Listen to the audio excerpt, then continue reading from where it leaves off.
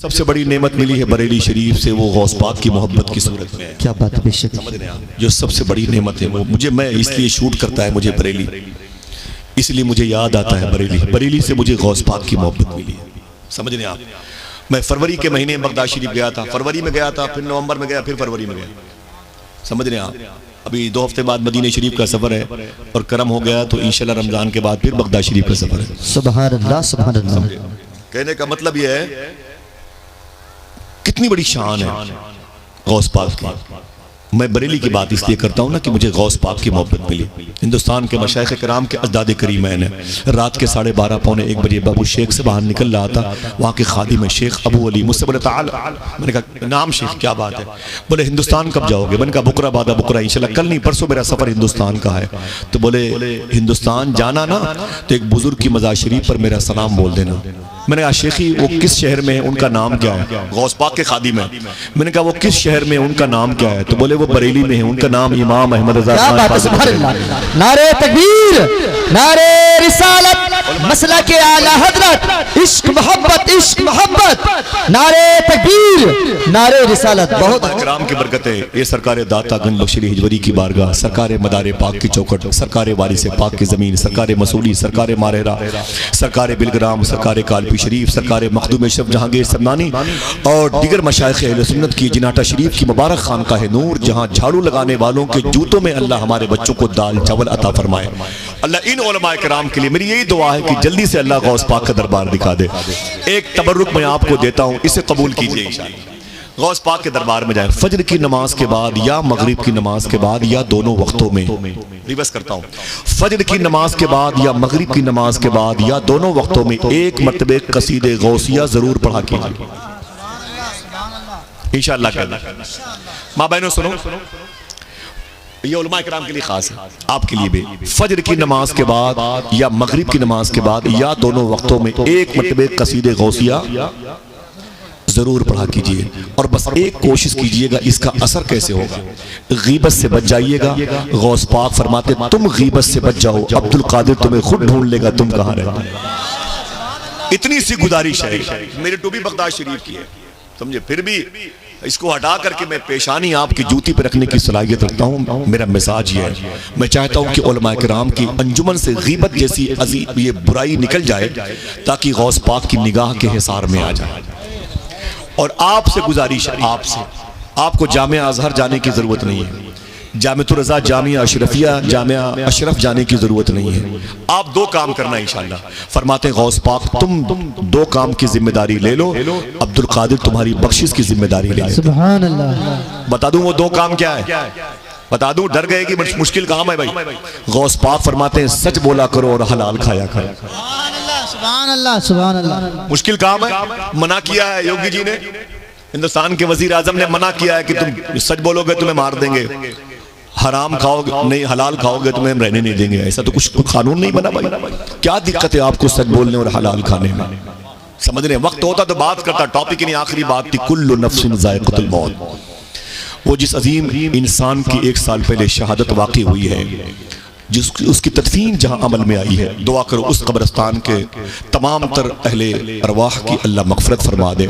मेरे इन मोहसिनीन और आप ज़मीन पर जो बैठे हैं, जो माँ बहनें बैठी हैं, आपके माँ बाप के माँ बाप में किसी का इंतकाल हुआ हो तो अल्लाह उसकी भी मग़फ़िरत फरमा दे। हाथों को उठा के आमीन कह दो इंशाअल्लाह। क्या करना है? सच बोलना और हलाल खाना इंशाअल्लाह। बोलो हाथों को उठा के। ये कोई मुश्किल काम नहीं है, कोई मुश्किल काम नहीं है। इतना काम तो कर सकते हो ना भाई। हाँ, ये भी मुश्किल हो गया। बस आखिरी बात सुने, कुल्लु नफ्सिन ज़ाइक़तुल मौत। अब आप मुझसे बोलोगे आसिफ भाई ये क्या बातें कर रहे हैं आप 1500 साल पहले की? इस दौर में कोई ऐसी बात हो, कोई कहानी हो, कोई ऐसा वाकया जो हमारे दिलों को मुतासिर कर सके, जिसका दिल इश्क़ रसूल से मामूर हो, जिसने वाकई मौत को कुछ समझा ना हो, उसने हुजूर की मोहब्बत को तरजीह दी हो, कोई ऐसा नाम बताए। मैं एक नाम बताता हूँ, चैप्टर क्लोज, मुझे इजाजत दीजिएगा। अल्लाह ताला आपकी मुबारक समातों को कबूल फरमा ले। इसका सवाब आप सबके माँ बाप को, हाजी नौशे साहब किबला की रूह को भी नजर फरमा दे। एक बात बताता हूँ, माँ बहनें सुने गौर से, उलमा सुने, इसे याद रख लें। देखिए मौत आती है और अगर कोई मौत से मोहब्बत, मौत की तैयारी, मौत से मिलने की ललक उसके दिल में पहले से पाई जाती है तो फिर मौत नहीं होती है। यही ज़मीन हिंदुस्तान की है। वाक़या 100 साल पहले का है। गैर मुनक़सिम, बगैर बटा हुआ हिंदुस्तान। लाहौर भी हिंदुस्तान में, कराची भी हिंदुस्तान में, साहिवाल भी हिंदुस्तान में, पाकपट्टन भी हिंदुस्तान में, गोदरा शरीफ भी हिंदुस्तान में, मुल्तान भी हिंदुस्तान में, इस्लामाबाद भी इसी हिंदुस्तान में। गैर मुनक़सिम हिंदुस्तान में लाहौर दातागंज बशीर हिजवरी की ज़मीन। अल्लाह अकबर। इसी ज़मीन में एक दिन एक शख्स कहता है, बड़ा गरीब इंसान, मैं अपने दोस्तों के साथ शहर के चौराहे पे निकला तो मैंने क्या देखा, एक बड़ी भीड़ है जो एक ही तरफ जा रही है। मैंने लोगों से पूछा कि ये भीड़ इधर क्यों जा रही है। लोगों ने पूछा कि कुछ माह पहले एक जालिम शख्स ने अल्लाह के नबी सल्लल्लाहु अलैहि वसल्लम को गालियां दी हैं, हुजूर की हुर्मत को पामाल किया है, हुजूर के दामने तक़द्दुस पर कीचड़ उछाले हैं। आज उस जालिम की पेशी होने वाली है, आज वो इस कोर्ट में लाया जाएगा, इसीलिए सारी भीड़ उसी केस की समाअत के लिए जा रही है। रोने लगा वो शख्स।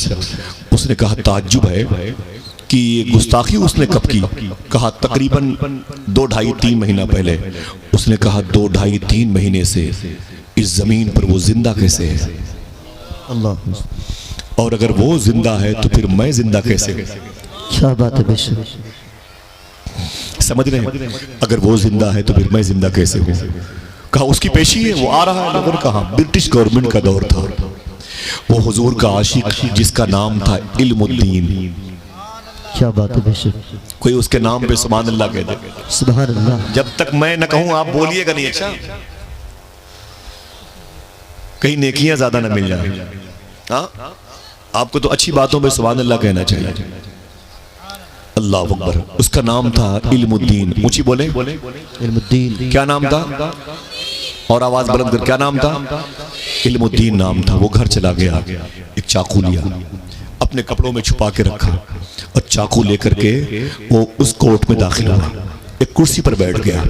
जैसे उस जालिम तौहीन रिसालत का मुर्तकिब जो था उसकी पेशी हुई, वो कटघरे के अंदर आया ना, वैसे ही इल्मुद्दीन अचानक अपनी कुर्सी पे खड़ा हो गया। टेबल पे पहुंचा, फिर दूसरे टेबल पे उछल करके उसके करीब पहुंचा, चाकू निकाल करके उसका सर उसके जिस्म से अलग कर दिया। अल्लाह, क्या बात है। वाह, अल्लाह अकबर।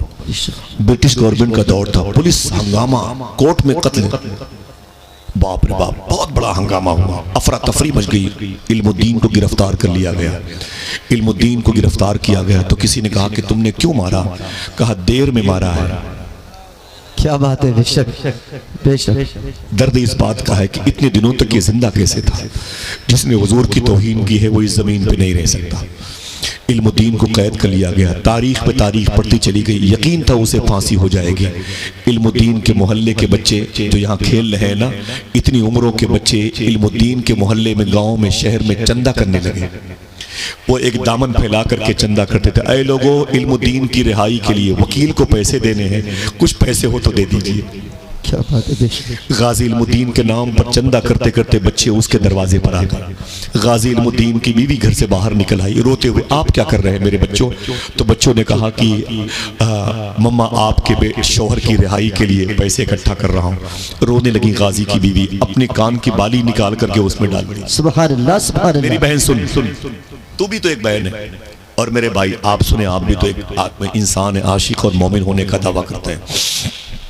गाजी इल्मुद्दीन की बीवी ने कान की बालियां उस थैले में डाल दी, उस कशकोल में डाल दी और बोली, अल्लाह आपको सलामत रखे बच्चों, तुमने मेरे सुहाग को सलामत रखने की ठान ली है। तुम मेरे सर के ताज को जेल से बाहर निकलते हुए देखना चाहते हो, अल्लाह तुम्हारे घरों को सलामत रखे। अचानक गाजी इल्मुद्दीन की माँ पीछे से आ गई। बोली, ये क्या हो रहा है बेटी। कहा कुछ नहीं अम्मी जान, ये बच्चे मेरे शौहर की रिहाई चाहते हैं, ये बच्चे मेरे शौहर को कैद से रिहा करना चाहते हैं, इसलिए चंदा कर रहे हैं, मैंने कान की बाली दे दी है। गाजी इल्मुद्दीन की माँ ने कहा, ऐ मेरी बहू बेटी, बाली वापस ले ले। ऐ मेरे बच्चों, पैसे जहाँ जहाँ से लिए उसे वापस कर दो। मैंने खुद अपने बेटे को इसी दिन के लिए पाल रखा था। क्या बात है। सुभान अल्लाह, सुभान अल्लाह। अल्लाह, मैंने अपने बेटे को इसी दिन के लिए पाल रखा था। अल्लाह। अब्दुल रऊफ अमरोहवी ने एक शेर कहा था, रऊफ उनकी गुलामी में अब अक्सर सोचता हूँ मैं, कहीं वो ये न कह दें हम तुझे आजाद करते हैं। अल्लाह अकबर, अल्लाह अकबर। औरत कहती है मेरी बेटी चल अंदर चल सुन। तो उसकी बीवी ने कहा अम्मी जहान मेरे शौहर को फांसी हो जाएगी, मेरा शौहर मारा जाएगा। तो गाजी इल्मुद्दीन की बीवी से उसकी माँ ने कहा ऐ मेरी बेटी कोई बात नहीं, शहीद होने दे अपने शौहर को, मेरे बेटे को। मैदान मैशर में जब तेरे शौहर को मेरे बेटे को बुलाया जाएगा तो ये कह के मुझे बुलाया जाएगा कि अब वो आ जाए जिसने गाजी इल्मुद्दीन को पैदा किया। क्या बात है बाबा। अब वो औरत आ रही है जिसने गाजी इल्मुद्दीन को जना है, अब वो औरत आ रही है जिसने जो गाजी इल्मुद्दीन की बीवी है। तेरे सर पर भी बख्शिश का ताज रखा जाएगा, मेरे सर पर भी बख्शिश का ताज रखा जाएगा। अल्लाह अकबर, अल्लाह अकबर। मुअद्दब तरीके से खड़े हो जाएं और बहुत ही अदब और एहतराम के साथ, बड़ी खामोशी के साथ, बहुत ही मुनकिसुल मिजाज और ज़मीनी सिफत का मालिक, तुराबी सोच रखने वाला लहजा, सरकार गौसे आजम का शहजादा, एक जिलानी खानदान से जिसका ताल्लुक नूरी व कल्बी व रूही व जिस्मी है, बड़े अदब और एहतराम। नारे तकबीर, नारे रिसालत, उलमाए अहले सुन्नत सैयद शहबाद मियां साहब किबला, सैयद शहबाद मियां साहब किबला। नारे तकबीर, नारे रिसालत, उलमाए अहले सुन्नत मसलक आला हजरत, इश्क मोहब्बत, इश्क मोहब्बत, इश्क मोहब्बत, इश्क मोहब्बत, फैजान आला हजरत, फैजान मखदूम सिमना। नारे तकबीर, नारे रिसालत, उलमाए अहले सुन्नत।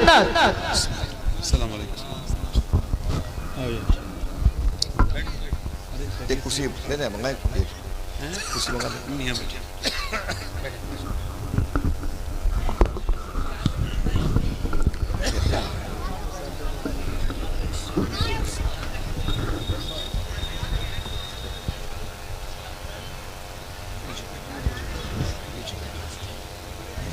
एक बात कर, बंद कर दे।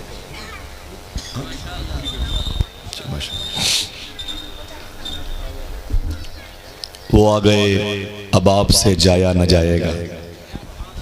क्या बात है। अल्हम्दुलिल्लाह रब्बिल आलमीन। सैयद साहब किबला की शख्सियत जिसने न जाने कितने गुम करदा लोगों को खुद शख्सियतों के पर्दे में मुक़य्यद कर दिया है। उलमा बैठे हुए हैं, मैं इसका चश्मदीद गवाह हूँ। आकिब भाई हैं, फ़हीम भाई बैठे हुए हैं। आपके इलाके की मुबारक आवाज़ है। मुझे एक बात याद आती है, जौनपुर में एक जलसा था, हम थे, मियाँ हुजूर थे। जलसे के ख़त्म होने के बाद मैं नमाज नहीं पढ़ी थी ईशा की, मैं चला गया नमाज़ पढ़ ले। मियाँ हुजूर खाना खा रहे थे। एक शख्स मेरे करीब बैठा था, तो मैंने कहा यहाँ क्या कर रहे हो, उधर जाओ मियाँ बैठे मुलाकात कर ले। तो उसने कहा मैं वहीं से आया हूँ। तो मैंने कहा यहाँ क्या करने, रो रहा था। तो मैंने कहा रोते क्यों भाई? तो उसने मालूम है क्या कहा? उसने कहा आसिफ भाई मैं मुंबई में रहता हूँ, मेरा बड़ा बिजनेस है, बड़ा कारोबार है। और फिर वो जुमला कहता है, मिंबर पे बोल रहा हूँ, इनके सीनों में इल्म रसूल, इल्म अली, इल्म रज़ा मौजूद है। और इस मुबारक वजूद में मखदूम कायनात का लहू मुबारक मौजूद है। मैं इसे गवाह बना के कहता हूँ। जाओ बेटे, बेटे बैठ जाओ, बैठ जाओ, जाओ माशाअल्लाह। उसने कहा कि आसिफ भाई मैं मुंबई में रहता, बड़े पैसे कमाता था, लेकिन मुझे याद नहीं है कि मैंने कितनी हजार शराब की बोतलें इस्तेमाल की हैं। वो कहता है मुझे ये भी याद नहीं है मैंने कितनी लड़कियों की इज्जतें लूटी हैं। वो कहता है मुझे याद नहीं है मैंने जिंदगी में कितने गुनाह किए हैं, मुझे याद नहीं है। मेरी रातें शराब और शबाब में गुजरती थी। फिर वो कहता है लेकिन एक दिन एक जलसे मैंने हुजूर गौस पाक के शहजादे मखदूम ग्रामी सैयद शबाहत मियां शाह साहब क़िबला जिनेटा शरीफ की मैंने तकरीर सुनी है। वो कहता है बस जिस दिन से मैंने तकरीर सुनी है मेरी तकदीर ही बदल गई है। क्या बात है बेशक, सुभान अल्लाह। मैंने शराब से तौबा की है, मैंने कहीं मुलाकात नहीं किया था। उसके बाद से मेरी दिल की दुनिया बदली है। अल्लाह का शुक्र है कि जब से मैंने तकरीर सुनी अब तक मेरी नमाजें कज़ा नहीं हुई। सुभान अल्लाह, सुभान अल्लाह। आज वो दिन याद करता हूँ तो रोना आता है। अल्लाह ने मुझ पर करम किया है, जिसकी बातों में इतना असर है उसके जद्द करीम सैयदना शेख अब्दुल कादिर जिलानी की जात में कितना असर होगा। सुभान अल्लाह, सुभान अल्लाह। मियां हुजूर के बड़े कारनामे हैं। पूरे मुल्क में वो मसाजिद जो नमाजियों से खाली रही, अगर उसके दरवाजे पर मियां की एक तकरीर हो जाती है तो फिर मस्जिद का शिकम नमाजियों की ग़िज़ा से भर जाया करता है। सुभान अल्लाह, समझ रहे हैं? वो लोग जो अपनी माँ और अपने बाप से दूर रहते हैं, मियां की इस टॉपिक पे तकरीर सुनते हैं ना तो खुदा की कसम अपनी माँ के कदमों से लिपट करके जान दे देते हैं, लेकिन माँ के सामने उफ तक नहीं करते। और अगर इंतकाल हो जाया करता है माँ बाप का, तकरीर मियाँ की सुन के वो सीधे कब्रिस्तान जाते, अपनी माँ की कब्रों से कदमैन के पास बैठ के लिपट लिपट के रोते, अपने गुनाहों की माफ़ी के लिए अल्लाह की बारगाह में या गफ्फार या अल्लाह, या सत्तारो या अल्लाह, या तव्वाबो या अल्लाह का विर्द करते हैं। न जाने कितने बिछड़े हुए भाई और बहनों को देखा है जिन्होंने 10-10, 15-15 साल तक घरेलू उलझनों की वजह से सगी बहनें सगी भाइयों से बात न करती थी। वो खुदा की कसम मियां हुजूर की तकरीर सुन करके फिर वो मोहब्बतों के साथ रहने लगी, जिस तरीके से रहने का हुक्म आईने मुस्तफ़ा दिया करता, जो किरदार मुस्तफ़ा दिया करता है। एक बड़ा तबका हमारी जमात का जो मिंबर पे आया सिर्फ पैसों की वसूलियाबी के लिए खतीब और नकीब और शायर के रूप में आया, उन सब की इस्लाह का सामान अल्लाह ने मखदूम गिरामी सैयद शबाहत मियां साहब किबला को दिया। आप सबको इनके मुबारक इलाके में होना बहुत बहुत मुबारक हो। अभी कल परसों की तकरीब थी उर्से सरकार मसूली में, लाखों लाख का मजमा था, तकरीबन कुछ नहीं तो 70-80 लोग थे, बड़े बड़े मुकर्रिरीन में 70-80 लोग थे माशाअल्लाह, और बहुत बड़ी भीड़ थी, 30 से ऊपर तो शोराए कराम थे। लेकिन अल्लाह का शुक्र है कि सबसे कामयाब तकरीर जिनकी हुई है वो मियाँ हुजूर थे माशाअल्लाह। सुभान अल्लाह, बहुत अच्छा, अल्लाह का शुक्र है, बड़ी बावकार शख्सियत है। मैं बहुत एहतराम करता हूँ, बहुत अदब करता हूँ। मुझे ये शरफ हासिल है कि मैंने इनकी जूती को सर पे रख करके गौस पाक की बारगाह में, इमाम हुसैन की बारगाह में, मौला अली के दरबार में हाजिरी दी है माशा। मुझे ये फ़ख्र है, मुझे खुशी है इस बात की है। दुआ करो ये मौके आप और हम मेरे इन तमाम मोहसिनीन उलमा को बार बार मिलते रहे। आमीन कह दो, हाथों को उठा के आमीन कह दो। मियाँ हुजूर को आना है और मेरी कागज़ की बातें हैं वो आपका वक्त गालिबन ज़ाय कर रही हैं। बस इल्मुद्दीन की एक बात थी, मैं बयान कर रहा था, कुल्लु नफ्सिन ज़ायक़तुल मौत, हर नफ्स को मौत का मज़ा चखना है। सुने, इल्मुद्दीन वापस के घर वाले वापस चले गए। उसके बाद बड़े बड़े लोग पाकिस्तान में उस वक्त थे, गैर मुनक़सिम पाकिस्तान था, मुल्क नहीं बना था, उस बेल्ट में, उस इलाके में, उस जजीरे पर शेख दीदार अली शाह एक बहुत बड़े आलिम दीन थे, जो आला हजरत के मुरीद भी थे और शागिर्द भी थे। शेख दीदार अली शाह वो मौजूद थे, जिंदा थे। पीर मेहर अली शाह साहब किबला सुभान अल्लाह ये मौजूद थे, अपने वक्त के बड़े ही साहिब करामत बुजुर्ग। डॉक्टर इकबाल जिसे कलंदर लाहौरी कहा जाता है ये जिंदा थे। पीर सैयद जमात अली मुहद्दिस लायलपुरी, कोई उनके नाम पे सुभान अल्लाह कहना। मालूम है यही वो बुजुर्ग हैं जिन्होंने ख्वाब में हुजूर गौस पाक की ज़ियारत की थी। काश आप सुभान अल्लाह कह देते यार, तो बड़ी बात है। आसान है, कोई छोटी मोटी बात है कि इसी ज़ियारत किसी को हो जाती है। गौस पाक की ज़ियारत की थी। इन्होंने पूछा था गौस पाक से, हुजूर आपका इस वक्त हिंदुस्तान में नायब कौन है? इन्हीं से गौस पाक ने फरमाया था, मेरा नायब बरेली की अहमद रजा खान है। सुभान अल्लाह, यही पीर जमात अली मुहद्दिस। उलमा किराम बैठे हुए एक बात मुस्कुराहट की है, इनका नाम पीर सैयद जमात अली मुहद्दिस लायलपुरी है। इनके पास तकरीबन 20-25 वहाबिया दयाबना के लोग आ गए, बोले बाबा जमात अली साहब, फरमाया क्या बात है? फरमाया हम आपसे कुछ बहस करने, मुनाजरा करने, बातें करने आए हैं। फरमाया बैठ जाओ, और मैं बस बैठ जाओ, शुरू हो जाओ। तो 20-25 थे और आप अकेले थे। तो उन लोगों ने कहा ना ना ना ना, आप भी 10-20 लोगों को बुला लें, आप अपनी जमात के लोगों को बुला लें, हम तो अपनी पूरी तैयारी से आए हुए हैं। पीर जमात अली फरमाते हैं, बेवकूफ कहीं के, तुझे पता नहीं कि मेरी माँ ने मेरा नाम जमात अली रखा है? तुम्हें पता नहीं कि मेरी माँ ने मेरा नाम मैं अकेली पूरी जमात के बराबर। बड़े अजीब ये जिंदा थे। डॉक्टर इकबाल जिंदा थे, अल्लाह अकबर। डॉक्टर इकबाल से लोगों ने कहा कि गाजी इल्मुद्दीन की रिहाई के लिए आप कुछ कीजिए वरना उसे फांसी हो जाएगी। आपको पूरा इंग्लिस्तान सर इकबाल कहता है। डॉक्टर इकबाल ने 15 मिनट तक अपनी गर्दनें झुका के रखी। गर्दन झुकाने के बाद अपनी गर्दन उठाई, कहा आप लोग क्या चाहते हो? लोगों ने कहा कि हम गाजी इल्मुद्दीन की रिहाई चाहते हैं। डॉक्टर इकबाल ने जुमला कहा, फिर ये बताओ कि गाजी इल्मुद्दीन क्या चाहता है? तो लोगों ने कहा वो तो हुजूर के नाम पर जान देना चाहता है, फांसी के फंदे को चूमना चाहता है। इतना कहा तो गाजी इल्मुद्दीन के बारे में डॉक्टर इकबाल ने कहा, अगर गाजी हुजूर के नाम पर अपनी जान देना चाहता है तो इकबाल कौन होता है? उसकी मोहब्बत की दीवारों में दरारें बनने वाला। अल्लाह, लोग खामोश हो गए, अब क्या करें? पीर जमात अली मुहद्दिस लायलपुरी ने सबको जमा किया। एक दिन जमा करने के बाद बोले, हुजूर किसी भी सूरत में अंग्रेज गाजी इल्मुद्दीन को फांसी न देने पाए। मैंने एक फार्मूला ढूंढा है। कहा क्या?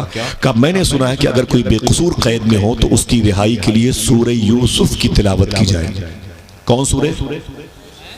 ऊंची आवाज में सूरह यूसुफ बोले भाई, सूरह यूसुफ की तिलावत की जाए। ठीक है, सूरह यूसुफ की तिलावत की जाए।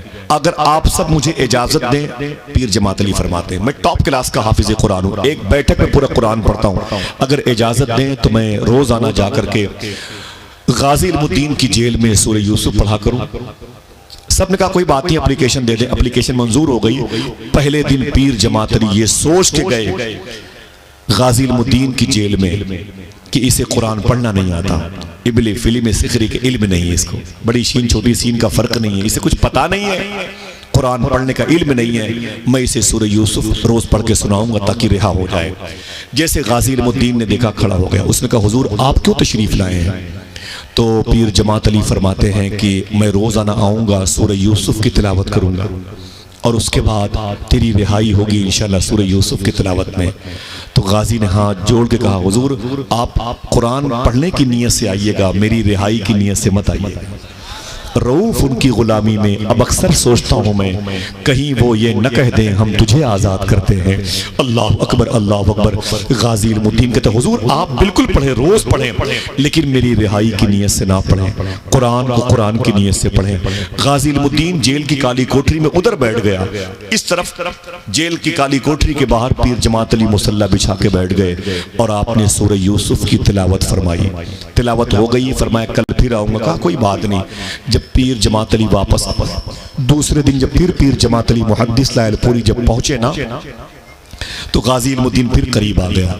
जैसे ही कुरान शरीफ की सूरह यूसुफ की तिलावत शुरू की, अभी 2-3 सफ़े पढ़े थे, अचानक कहीं धोखे से, गलती से जबर को जेर पढ़ दिया आपने। पीर जमात अली ने जबर को जेर पढ़ दिया। जैसे जबर को जेर पढ़ा, गाजी इल्मुद्दीन जेल में खड़ा हो गया। उसने कहा हुजूर माफ़ी चाहता हूँ, आप सैयद लोग हो, आपका एहतराम ज़रूरी है, लेकिन ये कुरान है, कुरान में तब्दीली की कोई गुंजाइश नहीं है। अभी अभी आपने ज़बर को ज़ेर पढ़ा, रिवर्स की गई, आयत दोहराई गई, तो यकीन हो गया पीर जमात अली को वाकई मैंने ज़बर को ज़ेर पढ़ दिया, मुझसे ये गलती कैसे हो गई। ये तो बात की बात है, तौबा किया और फिर रो के बोले ऐ इल्मुद्दीन, मैं ये सोच करके तुझे सूरह यूसुफ सुनाने के लिए रोज़ाना आया करता कि तुझे कुरान पढ़ना नहीं आता। तू मुझ जैसे हाफिज कुरान को लुकमा दे रहा, मुझ जैसे इंसान को तू लुकमा दे रहा है, तुझे कैसे पता चला?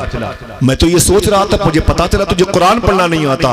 तब गाजी इल्मुद्दीन ने गर्दन झुकाई और रो के बोला, शाह साहब आपने कुरान मदरसे में पढ़ा है, मैंने कुरान इसी जेल की काली कोठरी में मदीने वाले आका से पढ़ा। अल्लाह अकबर। खड़े हो गए, मुसल्ला चटाई लपेट लिया पीर सैयद जमात अली ने और फरमाया जिसको हुजूर ने कुरान पढ़ाया हो उसे मैं कुरान क्या सुना। वापस चले आए। गाजी की फांसी की तारीख आ गई, यकीन हो गया अब उसकी फांसी हो जाएगी। गालिबन दिसंबर का महीना था और फांसी की तारीख आ गई। सुबह के 5 बजे उसकी फांसी होने वाली थी गाजी इल्मुद्दीन की। अल्लाह अकबर। रात के 3 बजे जो जेलर था वो टॉर्च लेकर के गाजी इल्मुद्दीन के कैद खाने की तरफ गया। देखे मौत आने वाली है, लेकिन कैसी मौत है? मौत वो है कि करे जिसका जमाना अफसोस, यूं तो आए हैं सभी दुनिया में मरने के लिए। अल्लाह अकबर। टॉर्च लेके जैसे जेलर गाजी के कमरे के सामने आया ना, उसने टार्च रोशन की तो गाजी नजर ना आया, आवाज दी तो गाजी ने जवाब न दिया। टार्च की रोशनी को फैलाया कैनवस को, सूरत नजर ना आई। गाजी गाजी गाजी कहाँ है? गाजी का अता पता नहीं, बाहर से ताला बंद, गाजी गायब। चीख मार के रोया, सीटी बजाई तो पुलिस वाले आ गए, करीब के मुलजिमों पर बड़ी लाठियां बरसी। बताओ गाजी इल्मुद्दीन कहाँ चला गया? सब बोले मुझे क्या मालूम, जेल आपकी ने काली कोठरी में ताला बंद कर रखा है। पूरा हंगामा हो गया कि ब्रिटिश गवर्नमेंट का दौर है, सैकड़ों पुलिस वालों की जान चली जाएगी, इंटरनेशनल इशू बन गया है, उसकी फांसी होने वाली 2 घंटे बाकी है।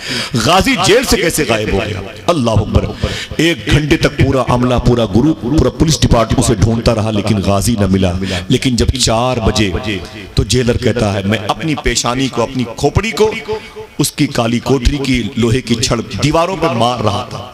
मैंने कहा गाजी तू कहाँ चला गया, तेरी वजह से मेरी नौकरी चली जाएगी, मेरे बच्चे भूखे मर जाएंगे, तू कहाँ चला गया। अचानक वो जेलर कहता है मैंने देखा कि गाजी इल्मुद्दीन अपने उसी जेल की काली कोठरी में मुसल्ले पर बैठ के हुजूर की नात पढ़ रहा है। सुभान अल्लाह, सुभान अल्लाह, बहुत अच्छा। हुजूर पर दुरूद पढ़ रहा है। मैंने टार्च रोशन किया, देखा सामने गाजी, पर मैं क्या बात है, मैंने कहा जल्दी मेरे पास आओ। तो गाजी अंदर आया लोहे की छड़ के पास, जिंदा के उस बॉर्डर के पास, कैद खाने के बॉर्डर के पास। तो जेलर ने रो के कहा गाजी सही बताना, तुझे उस नबी की अजमत का वास्ता जिसके नाम पे तुम जान देने वाले हो, तुम 1 घंटे के लिए कहां गए थे? बाहर से ताला बंद, तुम कहां गए थे? तो गाजी बोला देखना कितने लोग सुभान अल्लाह कहते हैं, मियां हुजूर के नाले इनकी बरकतें, सही बताना तुम कहां गए थे? तो गाजी रो के बोला मदीने गया था। क्या बात है, सुभान अल्लाह। अच्छा हाथों को उठा के बताओ कोई जा सकता है कि नहीं? हुजूर चाहे तो जा सकता है कि नहीं? अल्लाह अकबर, अल्लाह जा सकता है कि नहीं? माशाअल्लाह। बोले मैं मदीने गया था। बोले तुम मदीने गए थे? अल्लाह अकबर, अल्लाह अकबर। तड़प गया वो शख्स, तड़प गया। वो मदीने वाले आका है सुभान अल्लाह, जिनके बारे में शायर ने शेर कहा एक पर्दे दयार है, एक साया दयार, मिट्टी भी खूब पाई है हमने कफन के साथ, जिस जा बदन से रूह निकल कर न जा सके, मेरा नबी वहां भी गया है बदन के साथ। क्या बात है, बेशक। ये अथॉरिटी मेरे आका को, तसर्रुफात के मालिक है, मुख्तार है, इतना इस्तिमना मेरे आका को अल्लाह ने अता फरमाया है। जरा मोहब्बत से गौस पाक के शहजादे के मौजूदगी में हाथों को उठा के बोल दें या रसूल अल्लाह, सुभान अल्लाह। बस ये आखिरी जुमले हैं। गाजी इल्मुद्दीन बोला कि मैं मदीने गया था। जेलर ने कहा फिर? तो कहता है मैं मदीने गया तो सिद्दीक व उमर बैठे हुए थे, उस्मान व अली बैठे हुए थे, हुजूर तशरीफ फरमाते। हुजूर ने फरमाया मौला अली सरकार से, अली इल्मुद्दीन आ गया? तो मौला अली फरमाते जी हुजूर वो बैठा हुआ है। तो मेरे आका फरमाते अली पूछो इल्मुद्दीन से इसे डर तो नहीं लग रहा, इसकी फांसी होने वाली है। तो मौला अली फरमाते डर लग रहा है? तो इल्मुद्दीन ने कहा कि हुजूर जब तक फांसी नहीं हुई है 1 दिन 2 दिन के बाद आपकी ज़ियारत होती है, मेरी रूह मेरे जिस्म से निकलेगी तो हर वक्त आपकी ज़ियारत होगी, मैं उस लम्हे का इंतजार कर रहा हूँ। मेरे आका फरमाते अली इल्मुद्दीन से कह दो वापस चला जाए। सुनो मौत के वक्त फांसी के फंदे पे अपने हाथों से अपने गले में फंदा डालेगा ताकि दुनिया वालों को पता चल जाए कि हुजूर के आशिक मौत से नहीं, मौत हुजूर के आशिक से डरा करती है। क्या बात है, बेशक बेशक, क्या बात। मेरे आका ने एक जुमला कहा, अगर दिल गए तो सुभान अल्लाह कह दो। मेरे आका फरमाते हैं अली गाजी इल्मुद्दीन से कह दो जाके तैयारी करे, तेरी फांसी के वक्त सिद्दीक उमर व अली भी आएंगे और आमीना का लाल भी आएगा। सुभान अल्लाह, नारे तकबीर, अल्लाह अकबर, नारे रिसालत, जब तेरी याद से दुनिया से गया है कोई, जान लेने को दुल्हन बन के कज़ा आई। अल्लाह अकबर। गाजी इल्मुद्दीन कहते मैं आ गया हूँ, हुजूर आने वाले हैं। नहलाया गया गाजी को, कफन के कपड़े जो मिलने वाले थे उससे पहले फांसी वाले कपड़े पहनाए गए और फिर उसके बाद गाजी को दूल्हा बनाया गया। गाजी कहता है जब मैं जेल की काली कोठरी से निकलने लगा तो जमीन को चूम रहा था, दरो दीवार को चूम रहा था। जेलर ने कहा गाजी ये क्या कर रहे हो? तो गाजी रो के बोला मुझे याद नहीं मैंने कितनी मरतबे हुजूर को इसी काली कोठरी में नाते सुनाई है। सुभान अल्लाह, सुभान अल्लाह। एक एक जर्रे को संभाल करके रखना, इन जर्रों ने हुजूर की कदम का बोसा दिया है। जैसे इल्मुद्दीन बाहर निकला ना, एक पंजाबी पगड़ी बांधने वाला शख्स बाहर खड़ा रो रहा था। जैसे गाजी बाहर निकला उसने अपनी पगड़ी उतारी, गाजी के कदम पे रख के बोला ऐ गाजी जिस नबी से मिलने के लिए तू जा रहा है उसी नबी के कलमा पढ़ा के मुझे उनका गुलाम बनाते। सुभान अल्लाह, सुभान अल्लाह। गाजी ने उसे कलमा पढ़ाया, आगे बढ़ा। उस वक्त रात भर वो कैदी जो उस कैद खाने में थे रात भर सोए नहीं थे। सारे कैदी जेल की सलाखों के करीब आके बैठे हुए थे। गाजी इधर से गुजरेगा, आज सुबह को 4:30 पौने 5 बजे गाजी इधर से गुजरेगा। सारे कैदी रात भर सोए नहीं थे, जेल की सलाखों के करीब बैठे हुए थे, दरवाजे के करीब। जैसे गाजी उधर से गुजरा, जेल के दीगर कैदी कहते हैं गाजी ऐसे फांसी के फंदे की तरफ जा रहा था, लग रहा था कोई दूल्हा बारात लेके जाएगा। क्या बात है, जब तेरी याद से दुनिया से गया है कोई, जान लेने को दुल्हन बन के कज़ा आई है। मालूम है क्या हुआ? गाजी इल्मुद्दीन जब आगे बढ़ा तो उसके कपड़े को दूसरे कैदी अपना हाथ अपनी जेल की सलाखों से निकाल करके उसे बोसा देते थे। क्या बात है बेशक। यूं हाथ निकाल के उसे चूमते थे और पूछते थे गाजी कहाँ जा रहा है, गाजी कहाँ जा रहा है, गाजी कहाँ जा रहा है। तो गाजी मुस्कुरा मुस्कुरा के बोलता था कि आमिना के लाल की ज़ियारत के लिए जा रहा हूँ, मैं मदीने जा रहा हूँ। तो कैदियों की आवाज मुश्तरका तौर पर बुलंद होती नजर आई कि मदीने वाले से मेरा सलाम कह देना, मदीने वाले से मेरा सलाम कह देना, तड़प रहा है तुम्हारा गुलाम कह देना। अभी 3 मिनट बाकी थे कि गाजी इल्मुद्दीन ने रस्सी उठाई अपने गले में डालने लगा। तो जज ने कहा गाजी अभी 3 मिनट बाकी हैं, अभी तुम्हारी फांसी का वक्त नहीं आया है। गाजी ने कहा जज साहब आप खामोश रहिए, तुम घड़ी देख रहे हो, मैं सामने आमिना के लाल को देख रहा हूं। सुभान अल्लाह। गर वक्त अजल सर तेरी चौखट पे धरा हो, जितनी हो कज़ा एक ही सजदे में अदा हो। मौत ऐसी होती, इनकी ये दास्तान इसके बाद की बड़ी प्यारी है। फिर किसी मौके पर वक्त की ज़्यादती के लिए मादरत चाहता हूँ, दुआ करो अल्लाह हम पे मौत का गलबा अता फरमाए, अल्लाह हम सबको सच बोलने और हलाल खाने की तौफीक अता फरमाए, ताकि हम मौत से न डरें बल्कि मौत की तैयारी करें, मौत के इंतजार में रहें। मौत ही तो है जो हमें उन दीवारों को गिरा करके हुजूर के चेहरे की ज़ियारत का शरफ अता करेगी इंशाअल्लाह। मैं मोहतरम हाजी नौशेर साहब किबला की मुबारक रूह की तस्कीन के लिए सैयदना शेख के नाम मुबारक के बरक़ात का वसीला पेश करता हूँ और फारूक भाई उनके तमाम बरादरान घर की मुबारक ख़वातीन सबको मुबारकबाद पेश करता हूँ। दुआ करो अल्लाह ताला उनके दर्जात में बुलंदी अता फरमाए और जितने लोग यहाँ पर बैठे हैं, माँ बहनें बैठी हैं, अल्लाह सबको हुजूर सल्लल्लाहु अलैहि वसल्लम की नामूस पर, हुजूर की हुर्मत पर, हुजूर के तक़द्दुस पर अपनी जान कुर्बान करने वालों के फ़ैज़ व बरक़ात से माला माल फरमाए। ये जो ज़िक्र हुजूर की मजलिस अज़मत वालिदैन के नाम से अल्लाह इसके सदक़े तुफ़ैल में जो बातें गौस पाक के शहजादे की ज़बान से जारी होने वाली हैं, इस इलाके की कब्रिस्तान के सारे मुर्दों को उसका फैज़ अल्लाह अता फरमा दे। आमीन कह दो हाथों को उठा करके। अब दरमियान से कोई एक शख्स लगाए नारा, एक नारा बुलंद करे, हाथों को उठा के जवाब दीजिए माशाअल्लाह माशाअल्लाह। मेरे भाई निजामत कर रहे हैं, वही निजामत करेंगे, लेकिन मैं गुजारिश करूंगा भाई कारी मुरसलीन साहब किबला से वो तशरीफ लाएं। आकिब रजा भाई मोहतरम फ़हीम अख्तर साहब से नाते समात करेंगे, उसके बाद आप ज़ियारत कर भी करते रहेंगे, खिताबत भी समात करते रहेंगे। मेरी नहीं करने, हम तो बैठे मोहब्बत है। मैं गुजारिश करूंगा कारी मुरसलीन भाई से और ये भी दुआ करता हूँ आज इससे पहले इसके बाद जो बातें शरा के खिलाफ मेरी ज़बान से निकली है, मैं जिलानी लहू की मौजूदगी में तौबा करता हूँ। अस्तग़फिरुल्लाह कुल्ल ज़ुनूबी या सत्तार या गफ़्फ़ार बिहक़्क़ि हज़रत मुहम्मद मुस्तफ़ा सल्लल्लाहु तआला अलैहि वसल्लम व बिहक़्क़ि सय्यदना शेख अब्दुल क़ादिर जिलानी।